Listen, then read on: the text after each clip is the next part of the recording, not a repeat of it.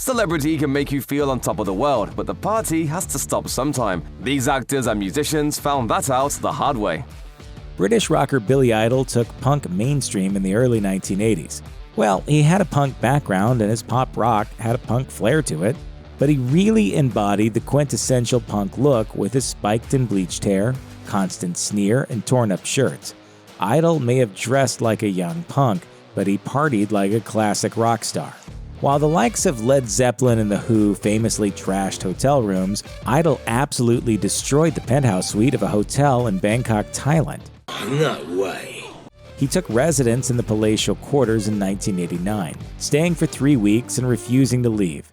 The entire time was a non-stop party full of booze, drugs, and women. It got so bad that the hotel's management ordered him to leave, but he wouldn't go. So they were forced to call in the local military, who shot him with a tranquilizer dart and carried him out. When all was said and done, Idol received a bill for the damages, which added up to $250,000. No way! Ozzy Osbourne is responsible for some of the most unbelievable rock legends of all time, but most of them happen to be true. For example, he really did take a bite out of a bat on stage during a concert, and he was so drunk and annoyed during a record label meeting that he bit the head off a live dove. And that's just what Ozzy does at work. When he was enjoying his personal time during his 1984 concert tour with Motley Crue as his opening act, he performed some especially depraved and disgusting acts.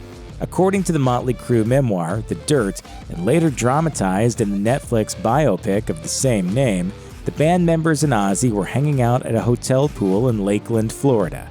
After asking for some cocaine and not receiving any, Osbourne took a straw, got on the ground, and snorted a line of ants. One gross act deserves another, and for Osbourne's next trick, in full view of women and families, he urinated all over the pool deck. It gets worse. Osbourne then went back down to the ground and licked it up. In the end, it was just one more infamous substance for Osbourne to add to his list. It was fun at the time, but then we all just sort of... So it's not a very good idea anymore. So you have a more stable life now? No. The Who's Keith Moon is one of the greatest rock drummers of all time, yet Moon is arguably more memorable for another rock and roll achievement. He's the guy who made trashing a hotel room a quintessential part of the rock star experience. Moon celebrated his 21st birthday in 1967 during a tour stop in Flint, Michigan. By the time he hit the stage that night, he'd been drinking all day, but he was just getting started. Back at the local Holiday Inn, The Who threw a birthday party. Moon started a food fight, and then, while running around without pants or underwear, he tripped and knocked out half a tooth. He was so drunk that the emergency dentist wouldn't give him any anesthetic for the repair surgery. Meanwhile, the party had descended into a riot, and The Who received a bill for the damages in the tens of thousands. Moon also enjoyed personally ruining smaller rooms of other hotels. It was a tour habit of the drummers to use cherry bombs and other small explosives to blow up bathroom toilets. That is, when he wasn't busy blowing up his drum sets.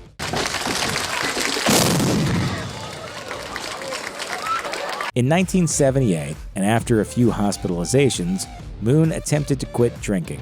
A doctor prescribed him medication to help him deal with withdrawal symptoms. In a sad twist, Moon overdosed on the drug and died.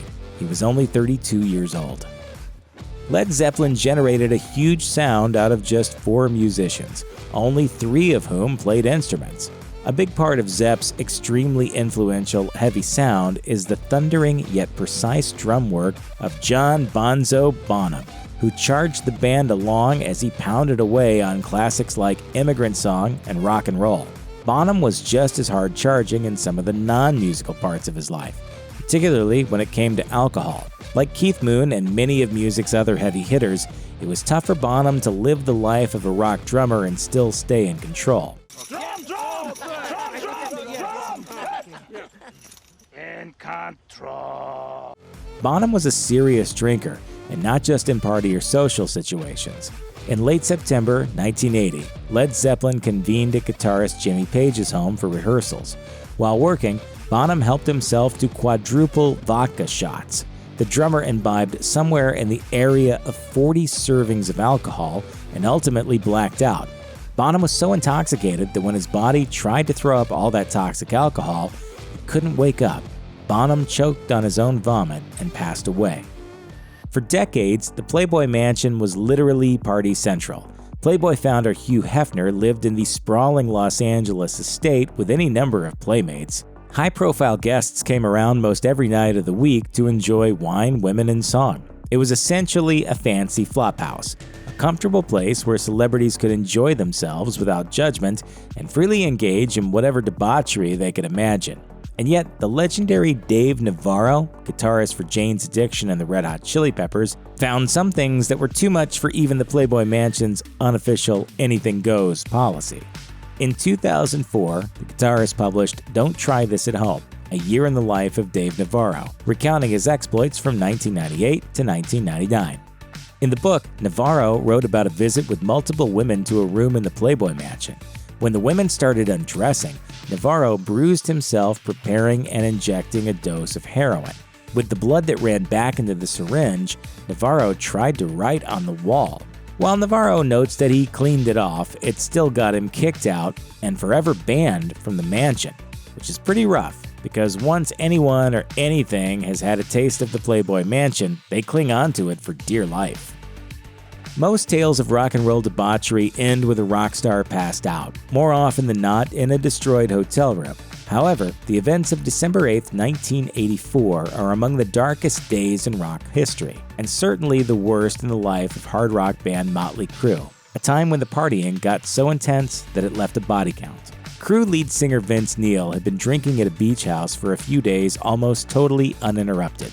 Late on the night of December 8th, he decided to make a liquor store run to acquire more booze. However, he was already very intoxicated, and he took Hanoi Rocks drummer Razzle along for the ride. While driving down a winding road, Neil lost control of the vehicle and smashed into another car. While all parties were injured, Razzle got the worst of it. The 24-year-old was declared dead on arrival, and Neil was arrested for drunk driving.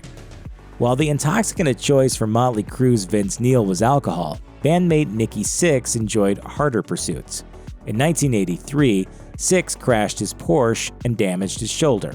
He got really into the painkillers doctors prescribed, but those didn't do the trick for long. Sixx wrote in Motley Crue's memoir, The Dirt, "Heroin began to consume me, first to kill the pain of the shoulder and then later to kill the pain of life, which is the pain of not being on heroin." By 1986, Sixx's heroin use was an open secret in the band's orbit, and his management team put him in a rehab center, which he bailed on by jumping out of a second-story window.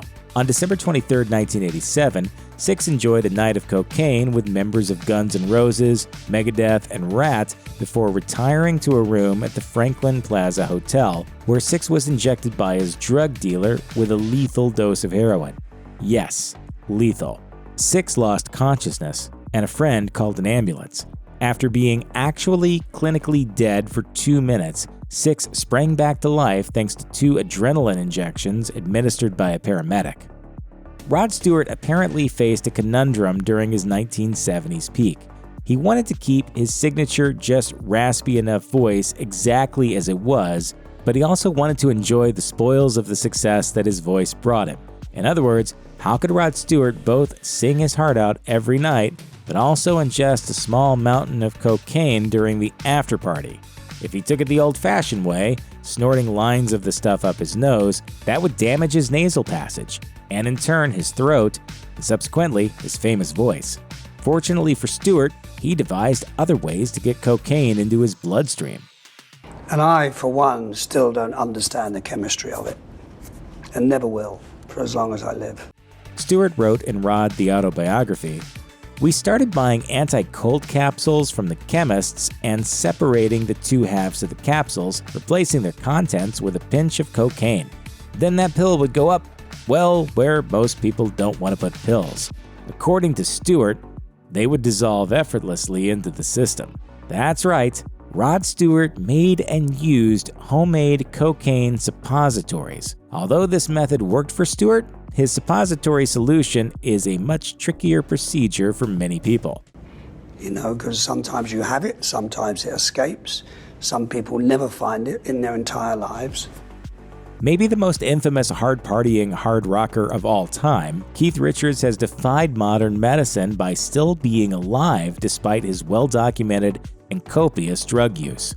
Chasing a high has nearly killed the Rolling Stones guitarist a couple of times.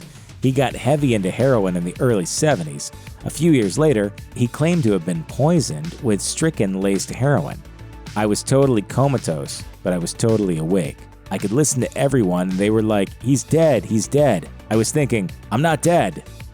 Now, it's hard to pinpoint the craziest thing Keith Richards did, but it's probably the time he inhaled his father's ashes up his nose. Richards told the NME, "I snorted my father. He was cremated, and I couldn't resist grinding him up with a little bit of blow. It went down pretty well, and I'm still alive." While we'll never know the spiritual benefits of ingesting a parent, Richards did notice one interesting side effect. They got me off. Most of the stories about Guns N' Roses concern the band's iconic, notorious singer Axl Rose and lead guitarist Slash. But plugging away alongside them for years, both on stage and in the sordid halls of rock and roll legend, was Duff McKagan. The bassist celebrated and dealt with the pressures of his success with a 1-2 punch of alcohol and cocaine. McKagan routinely consumed a half-gallon of vodka daily. Put another way, that's more than 40 shots of the stuff. At one point, McKagan realized that drinking so much vodka every day probably wasn't so good for his health, so he traded out spirits for wine. In the long run, that wasn't so good for him either, because in 1994, McKagan's pancreas burst. Doctors told him that if he were to have just one more drink, he'd die. McKagan told The Independent, "My mom had Parkinson's and I saw her come in crying, seeing her youngest son on tubes. That turned me around." And that was like all the rehab I needed. Due to their love of illicit substances, particularly heroin and cocaine, Aerosmith's Steven Tyler and Joe Perry earned the nickname the Toxic Twins. The cred to back up that nickname was confirmed by no less than arguably the most drug-addled rock star of all time. Tyler told Rolling Stone in 1990 that, "Jerry Garcia says that we were the druggiest bunch of guys the Grateful Dead ever saw." So that gives you some idea of how and crazy we were. Tyler claims that he and some of his bandmates were so into that rock and roll excess that they didn't even have the energy to indulge in the other. That's something he regretted. Tyler said, "While I'm still bummed I didn't get all the sex I could have had in the 70s, we were more interested in the finer blends of cocaine," which, by the way, was laced with opium. At one point during his journey to sobriety, Tyler must have taken a good look at himself and had some seriously profound thoughts. That is E to the Z oo tweedly disgusting! You haven't heard me sing Diddly Ding yet.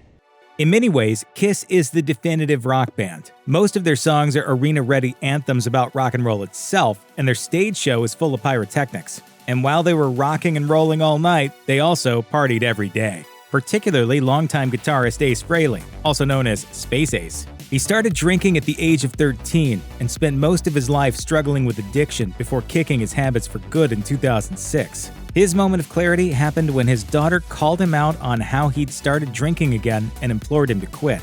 Frehley's drinking days featured some notably audacious booze-fueled moments. In 1979, while Kiss was on Tom Snyder's Tomorrow Show, a visibly intoxicated Frehley grumbled and drunkenly joked his way through the appearance, to the annoyance of his bandmates.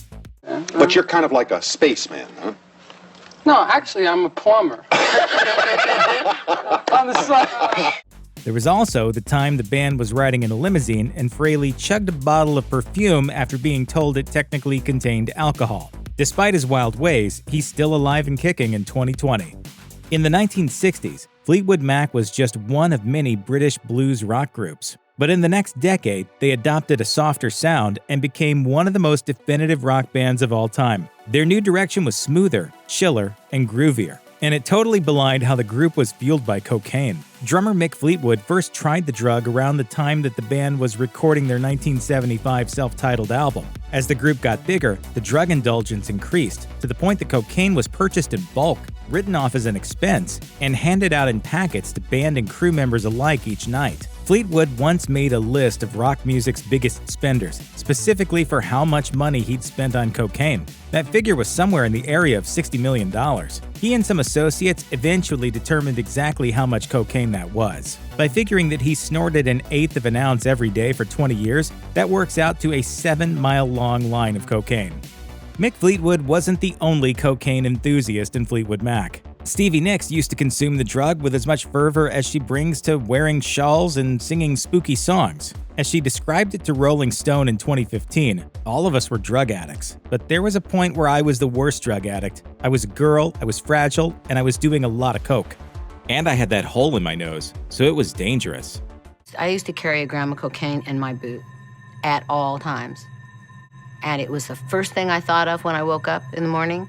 By 1985, Nicks had reportedly spent roughly $1 million on cocaine. That's evidently enough to literally blow a hole through a nose, as Nicks snorted so much that it left an interior opening and led to regular nosebleeds. By 1987, her body reacted to the constant influx of drugs, cocaine and otherwise, with blackouts and falls. A doctor eventually told her that if she continued to snort cocaine at the rate at which she'd been accustomed, she'd suffer a brain hemorrhage or another fatal health defect.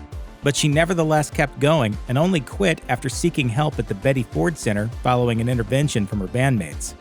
Motorhead is a slang term that means a person who takes a lot of amphetamines. Thus, the band Motorhead was aptly named, as frontman Lemmy Kilmister was a longtime amphetamine enthusiast. In his memoir, White Line Fever, he recalled the time when he accidentally ingested what he thought was amphetamine, but was actually poisonous belladonna. It was only a teaspoon, but that was about 200 times the amount for an overdose. He passed out and woke up in a hospital, where a doctor told him that he was about an hour away from death had he not been treated. In 1975, Lemmy was arrested at the Canadian-American border with amphetamine sulfate in his pants. After a night in jail, the charge was dropped. He was busted for cocaine, not speed, and was released on that technicality. Lemmy also liked booze, as he drank a bottle of Jack Daniels every day for decades. As he aged, he had to scale back, partly because it wasn't good for his diabetes. In his later years, he lived in Los Angeles, a few blocks from the Rainbow Bar and Grill. He was such a frequent customer that after his death in 2015, the restaurant held a memorial service and erected a statue of him.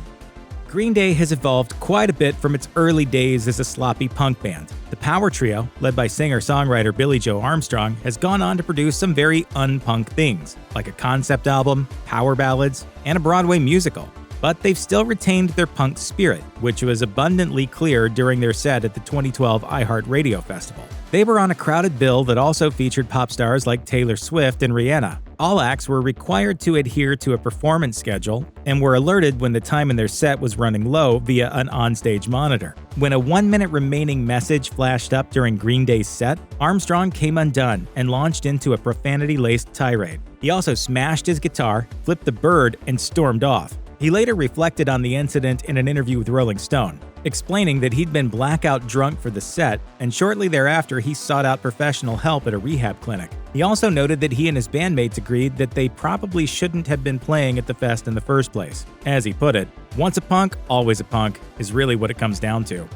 In the early 2000s, Creed was one of the biggest bands in the world. Led by throaty singer Scott Stapp, they combined sludgy riffs with spiritually inspired lyrics and scored a ton of big hits in the process. But then they split up in 2004, and that had more than a little to do with Stapp's wild behavior. The breakup was telegraphed by the band's December 2002 show at Allstate Arena in Rosemont, Illinois. According to a source who spoke to Blabbermouth, Stapp was high out of his mind and unable to sing. He also spent most of the set leaning against a riser, lying on his back, and sweating intensely. It was so bad that Creed wrote an official apology to their fans that said in part, "The band has heard that you were unhappy with the quality of the recent Creed show in Chicago. We apologize if you don't feel that the show was up to the very high standards set by our previous shows in Chicago. We also understand and appreciate the fact that there has been much concern about Scott's health, and we want to assure everyone that he is doing very well and is taking a much-needed break." It was such a terrible performance that 4 fans sued to get reimbursed for the cost of their tickets and parking fees. Metal guitarist Zakk Wylde got his big break around 1987, when Ozzy Osbourne selected the then 19-year-old New Jersey native to be part of his solo band. He would go on to play on and write for a number of Osbourne's records, and he later formed his own popular group, Black Label Society. Osbourne gave Wilde his start not just in the highest levels of music, but also in extreme partying, as he recalled in a 2019 interview with Jenny McCarthy. That's when my drinking problem began. But, I drank until then, and then it was just double-fisted from that point on. Wilde's heavy drinking lasted into his early 40s, when he had to quit due to a disorder that caused potentially fatal clots to develop. Weirdly enough, though, Wilde's prolific drinking actually prevented his premature death. After developing severe leg and knee pain while on tour in 2009, he was prescribed oral blood thinners to prevent blood clots. A mid-tour checkup included a CT scan, which revealed the presence of 3 clots that had already hit his heart and passed through safely. Alcohol thins the blood, and a doctor believed that Wilde's years of drinking had successfully prevented large, deadly clots from forming. Guns N' Roses straddled hard rock and hair metal, which was a formula for staggering success. A big part of the group's sound was the thundering percussion of drummer Steven Adler, who fully embraced the substance use element of the rock and roll lifestyle. He was seriously addicted to heroin for 7 years, during which time he cheated death literally dozens of times. On one occasion, he injected a speedball, which is a combination of heroin and cocaine. As he later recalled, "I could feel my face hit the tile floor. I felt my teeth loosen as they broke away from the gums. I felt the lacerations on my face. The last thing I remember was pounding my face into a pool of blood." Rushed to a hospital, Adler was diagnosed with a stroke. He would go on to suffer another heroin-induced stroke, along with a heart attack and approximately 31 hospitalizations for overdoses. He was prescribed an opiate blocker in 1990, which made him violently ill due to the heroin still in his system.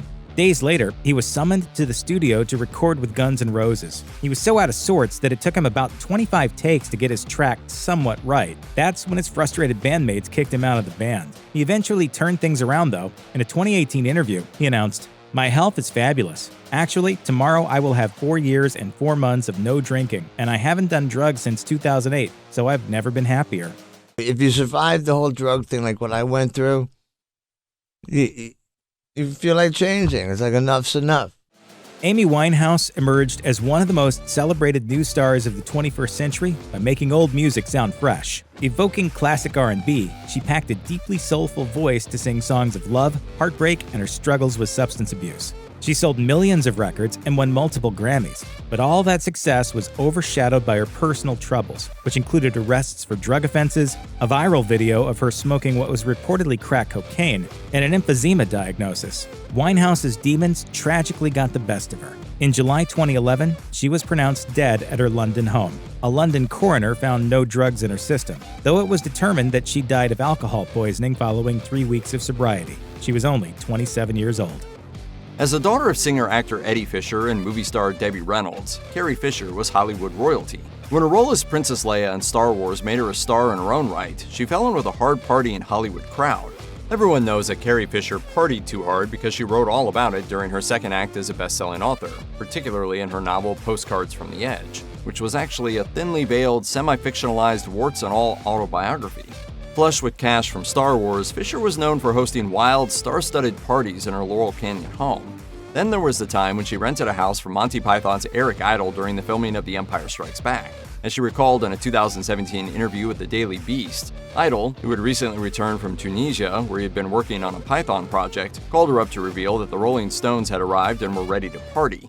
She reminisced, "I called Harrison Ford and said, 'Get over here, this is ridiculous.'" Despite having an early call time the next day, Fisher and Ford caroused with the Stones all through the night. She continued, "We never went to sleep, so we weren't hungover. We were still drunk when we arrived in Cloud City the next day. We don't really smile a lot in the movie, but there we're smiling." Robert Downey Jr. knows a thing or two about redemption. These days, the man who brought Iron Man to life is among the most respected and highly paid actors in the business. But back in the 1990s, Downey garnered endless notoriety as arguably the hardest partying actor in Hollywood. That lifestyle surrounded him since childhood. His father, underground filmmaker Robert Downey Sr., introduced him to marijuana when he was just 6, and to cocaine not long after that. Ultimately, that set Downey Jr. on a path that led to his most scandalous episode, his 1996 arrest for trespassing, when he stumbled into a Malibu house he mistakenly believed to be his and passed out in a bedroom. Charged with possession of heroin, cocaine, and a .357 Magnum, he avoided jail time by being placed on probation, but was eventually sentenced to 3 years behind bars after missing 2 court-mandated drug tests. He ultimately served 15 months. Within months of his release, he was arrested twice more on drug-related charges, but was sent to rehab instead of jail. It finally prompted Downey to put his hard partying ways behind him. Since then, Downey has thrived as an actor while maintaining his sobriety, going as far as to win an Oscar for Oppenheimer. His party-hardy past, however, remains a sore spot. When one journalist asked him about it, he abruptly walked out of the interview. Well, I'm just asking questions, that's all. Right. Okay. Bye. Thank you, guys. Are you... Oh, I'm sorry, It's been said that anyone who remembers the 1960s didn't actually experience them, and Dennis Hopper could easily be the poster boy for that particular observation. After directing and starring in the counterculture classic Easy Rider, Hopper's enjoyment of excessive partying became legendary, easily eclipsing his subsequent work as an actor and director. Hopper admittedly spent much of the 1970s under the influence, particularly when portraying a photojournalist in Francis Ford Coppola's Apocalypse Now. According to George Hinkenlooper, director of Heart of Darkness, a filmmaker's Apocalypse, a documentary chronicling the making of the film, Hopper was in rough shape. Hinkenlooper told The Independent, "Dennis recounted the story to me that Francis came to him and said, 'What can I do to help you play this role?' Dennis said, 'About an ounce of cocaine.' So he was being supplied by the film production drugs that he could use while he was shooting." While Hopper eventually embraced a life of sobriety, he revealed that the peak of his partying saw him regularly consuming 28 beers and half a gallon of rum, chased with 3 grams of cocaine on a daily basis. He told GQ, "It's not as hard as it sounds. If you mix the rum like I used to, then you can drink it all day long. No problem." It's fair to say that Lindsay Lohan's transition from child star to acting adult was a bumpy one. After experiencing early success in The Parent Trap, Freaky Friday, and then Mean Girls, Lohan eventually became better known for her partying than her films. That included several arrests for infractions ranging from DUI to drug possession to shoplifting, multiple parole violations, and a few jail sentences. Luckily for her, overcrowding resulted in her one-day sentence on a cocaine bust ending in less than 90 minutes, and her 90-day sentence was reduced to 2 weeks. However, a particularly infamous chapter unfolded when Lohan threw herself a birthday party at Hollywood's famed Chateau Marmont. As recounted in Sean Levy's book, The Castle on Sunset, Life, Death, Love, Art, and Scandal at Hollywood's Chateau Marmont, Lohan and her guests racked up a bar bill of more than $2,500 by the end of the evening. Meanwhile, Lohan was also renting a suite, apparently under the impression that the producers of her new TV movie Liz and Dick would be covering her expenses. That didn't happen. At the end of her 2-month stay, Lohan's tab had swelled to nearly $50,000, which she didn't or couldn't pay. She was presented with an itemized bill and informed that the hotel would no longer be extending any credit to her. For all intents and purposes, this meant that she was kicked out and banned from the place altogether. There was a time not all that long ago when Charlie Sheen was the highest paid actor on television. At his peak, Sheen earned $1.8 million per episode for portraying a sanitized sitcom version of himself in 2.5 Men. Until, in the ultimate irony, his real-life partying grew so extreme that it blew up the sweetest gig he'd ever had. I just have a different constitution, I have a different brain, I have a different heart, I have a different, I get tiger blood, man. By the time Sheen cratered his career, he had already gained a rep as a hardcore party animal with a soft spot for sex workers. In 2013 alone, he reportedly spent more than $1.5 million to hire their services for his forays. Sheen's former personal assistant, Steve Hahn, told the Daily Mail just how wild those parties could get, alleging, "Yes, there were porn stars, sometimes 4 at a time. I used to see him taking drugs in his room and in the party den, and he drank scotch and chain smoked." When throwing a party, Sheen was reportedly an excellent host, so much so that he routinely checked on guests who had passed out, monitoring their breathing to ensure that they were still alive. John Belushi was nicknamed America's Guest by his Saturday Night Live co-star and good friend Dan Aykroyd. He apparently had a habit of knocking on the doors of complete strangers, inviting himself inside, and then raiding the refrigerator and making himself at home. His embrace of excess had no limits, which was certainly evident while filming The Blues Brothers. Belushi was partying so hard he could barely function, and was once found passed out on a stranger's sofa after vanishing from the set. An eyewitness to Belushi's behavior was Eagles guitarist Joe Walsh, no slouch in the partying department himself. During an appearance on The Late Show, Walsh told Stephen Colbert that the comedian could be scary to hang with. For proof, he recounted the time they dined together at Benihana, where Belushi decided to take charge of preparing the meal while channeling an iconic SNL character. And he went full on samurai. How did that turn out? It was messy. Walsh also told Conan O'Brien about trashing a hotel room with Belushi, joking, "We stayed up a couple weeks that night." Jack Nicholson has become a reclusive figure in recent years, having come to fame during the 1960s and 70s. In those days, Hollywood actors partied just as hard as the rock stars of the era, if not harder, and three-time Oscar winner Nicholson was well known for his love of a good time. Back in the day, Nicholson's Los Angeles mansion on Mulholland Drive was once the center of seemingly non-stop parties, fueled by all manner of substances. According to journalist Bob Woodward's John Belushi biography Wired, Nicholson offered guests what he called downstairs cocaine. The upstairs variant, the good stuff, he kept for himself. In a 2019 interview with Vulture, Nicholson's longtime girlfriend Angelica Houston claimed that Nicholson's use of the drug was never as extreme as people may have thought. She argued, "He was never a guzzler. I think Jack sort of used it, probably like Freud did, in a rather smart way. Jack always had a bit of a problem with physical lethargy. He was tired, and I think probably at a certain age, a little bump would cheer him up, like espresso." These days, Drew Barrymore has successfully carved out a niche within the ultra-competitive daytime talk genre. It was decades earlier, however, during her childhood and adolescence, that the pint-sized star of E.T. the Extraterrestrial became a major celebrity, even hosting Saturday Night Live at the age of 7. Well, how do you like spending a lot of time with grown-ups? I feel the same way. That was just the tip of the iceberg. Despite her tender age, Barrymore became a fixture on the celebrity party scene. Accompanying her mother to New York City's Studio 54 when she was 9, the youngster was exposed to behavior and substances far beyond the scope of her age. While most children went to bed early so they could awaken for school, Barrymore was night clubbing with her mom several nights each week and celebrated her 10th birthday in a bar. By the time she was 13, all that partying had taken a toll. She told The Guardian, "My life was not normal. I was not a kid in school with normal circumstances. There was something very abnormal, and I needed some severe shift." That shift was brought about by a stint in rehab, exposing her to a level of parental-style discipline that had been absent from her upbringing. Barrymore continued, "It was a very important thing to experience for me. It was very humbling, very quieting." Kiefer Sutherland has been known to enjoy a party and has occasionally paid the price for it, evidenced by his numerous arrests, 5 of which were for driving under the influence. However, no incident has epitomized the 24 Stars celebratory spirit like the time when, in the midst of an on-camera interview, he spontaneously decided to tackle one of several Christmas trees on display in a hotel lobby. Why? As he later revealed, the whole thing was simply the capper on a highly enjoyable evening of partying with pals. Sutherland later confessed during a radio appearance on the Chris Moyles show, "The Christmas tree was just after a very funny night. People were offended that I had attacked the Christmas tree. I thought it was hysterical." According to Sutherland, his sole intent in wrestling the tree to the ground was simply to induce laughter from his friends, a mission he accomplished, even if he didn't immediately recall it. He continued, "I sadly didn't quite remember it the next day. That took a few whiskeys. Commitment and whiskey."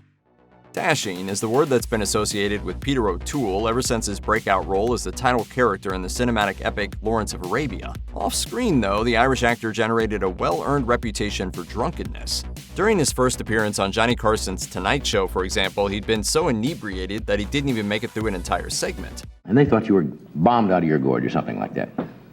Well, you're very kind. Meanwhile, he was also reportedly 3 sheets to the wind at the premiere of Lawrence, which thankfully was overshadowed by his brilliance on screen. In 1975, at the age of 43, O'Toole underwent emergency surgery on his stomach, with doctors revealing he'd so badly damaged his innards with liquor that even a small amount could kill him. Despite that major wake-up call, O'Toole's biographer, Alexander Larman, insisted that accounts of the actor's drinking had been exaggerated. He told The Guardian, "Of course he drank, and he drank to excess. But I don't think that a lot of the stories about him are true. He liked to create these stories because it was much easier to play a part of a hellraiser." That renown, exaggerated or not, also underpinned one of O'Toole's most iconic roles, the swashbuckling and permanently soused movie star Alan Swan in the 1982 comedy My Favorite Year. O'Toole died at 81 in 2013. He went to his grave with 8 Academy Award nominations, along with an honorary Oscar he was presented in 2010. Peter O'Toole was far from the only British actor who demonstrated a love of a good party while rocketing to stardom during the 1960s. When it came to drinking, Oliver Reed, known for his role in the musical Oliver and director Ken Russell's adaptation of The Who's rock opera Tommy, was in a league of his own. The hard-drinking Reed's most notorious moment occurred in a British pub, where he reportedly drank 126 pints of beer within a single 24-hour period. And as the story goes, he celebrated his achievement by doing a handstand on the bar. Stories of Reed's alcohol-fueled antics are many, including the time he outdrank fellow actor David Hemmings. After passing out, Hemmings awoke to find himself dangling from a window 6 stories above street level, with Reed laughing maniacally while holding him by his ankles. Reed simply found drunk people more enjoyable to be around. He once famously declared, "You meet a better class of people in pubs." Reed had also apparently been banned from more than his fair share of those establishments over the years. He died at the age of 61, collapsing in the middle of a drinking contest at a pub in Malta.